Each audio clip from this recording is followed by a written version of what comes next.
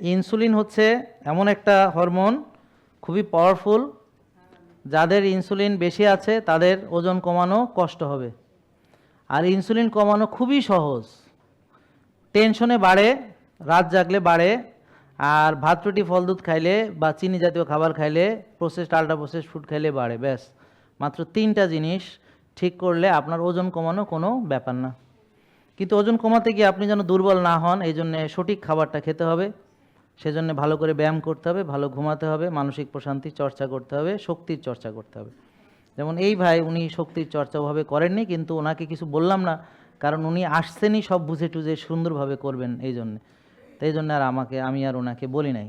কিন্তু ওনাকে ধরবো 3 মাস পরে। 3 মাস পরে যদি দেখি সে আরও আগের চেয়ে শক্তিশালী হয় নাই, তখন ওনারে ভালো মতো শক্তি বাড়ানোর পরামর্শ দেওয়া হবে। জেকে লাইফস্টাইল লিমিটেড, ওষুধ মুক্ত সুস্থ জীবন।